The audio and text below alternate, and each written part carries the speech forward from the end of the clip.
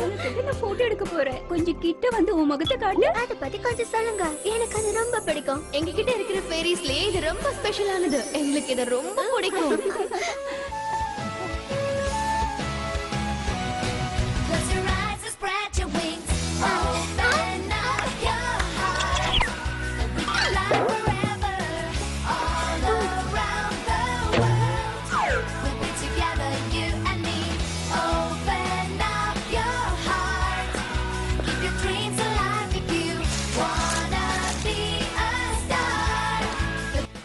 இதோ இருக்கு பாருங்க.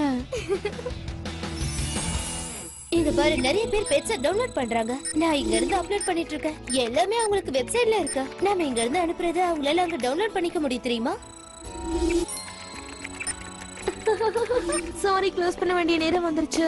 நீங்க வந்ததுக்கு ரொம்ப நன்றி.